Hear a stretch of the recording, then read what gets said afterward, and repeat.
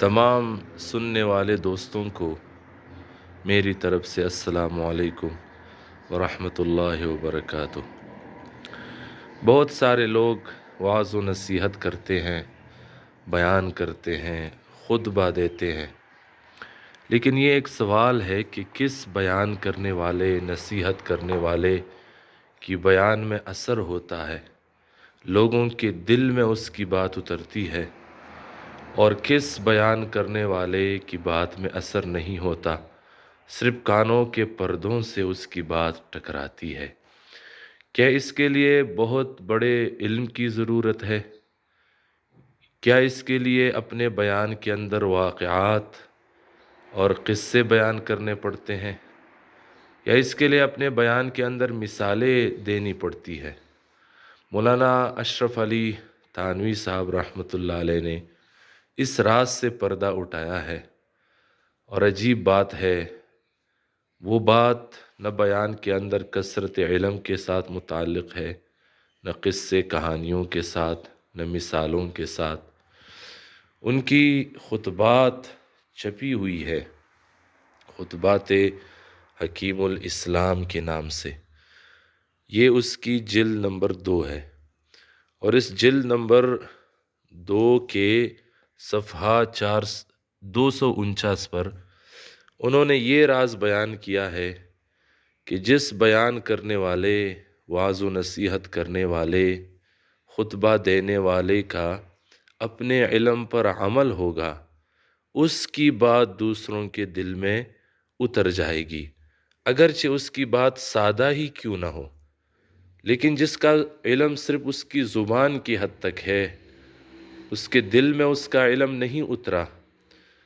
اور نہ ہی اس کو اپنے علم پر عمل ہے، کانوں کے پردوں سے تو اس کا علم ٹکرائے گا، دل کے اندر نہیں اترے گا۔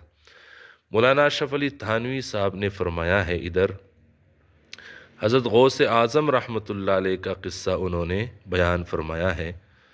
کہ حضرت غوث اعظم رحمۃ اللہ علیہ کے صاحبزادے جب علوم ظاہرہ کی تکمیل کر کے، یعنی ظاہری علوم انہوں نے سیکھے اور علوم ظاہرہ کی تکمیل کر کے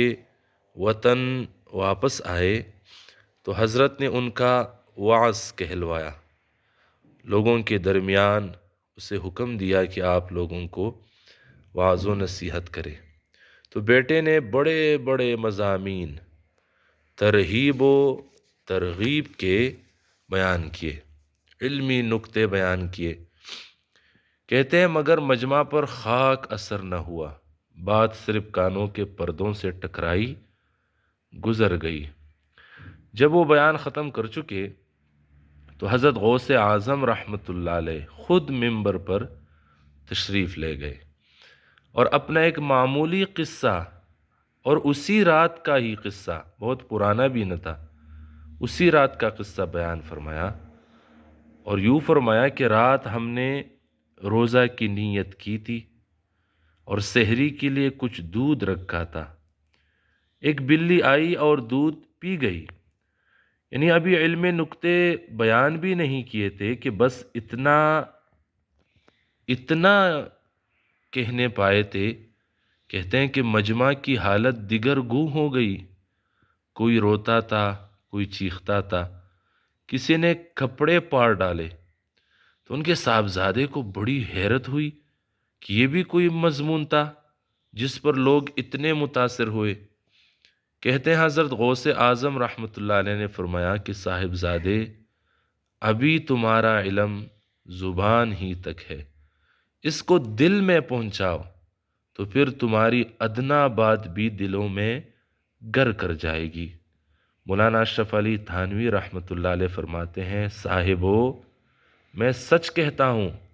بددین آدمی جس کا اپنے علم پر عمل نہیں، بددین آدمی اگر دین کی باتیں بھی کرتا ہے تو ان میں ظلمت ملی ہوئی ہوتی ہے، تاریکی، اور بددین آدمی کی تحریر کے نقوش میں ایک گونا ظلمت لپٹی ہوئی ہوتی ہے، اور دیندار دنیا کی باتیں کرے تو ان میں نور ہوتا ہے۔ اور اس کا راز یہ بیان فرمایا ہے، کلام دراصل قلب سے ناشی ہوتا ہے، قلب سے نکلتا ہے، دل سے پیدا ہوتا ہے، تو قلب کی حالت کا اثر اس میں ضرور ہوتا ہوگا۔ تو یہ انہوں نے راز بیان کیا تمام خطیبوں کے لیے، واعظوں کے لیے، بیان کرنے والوں کے لیے، کہ اگر آپ چاہتے ہیں کہ آپ کی باتوں میں اثر ہو، لوگوں کے دلوں میں اترے، تو اس کے لیے بڑے بڑے علوم کی بجائے اپنے علم پر عمل ضروری ہے، اپنے علم کو دل کے اندر اتارنا ضروری ہے۔ اللہ ہمیں اپنے علم پر عمل کی توفیق عطا فرمائے، ہمارے علوم کو ہمارے دلوں میں اتار دے۔ بس تمام دوست دعاؤں میں یاد رکھے۔ السلام علیکم ورحمۃ اللہ وبرکاتہ۔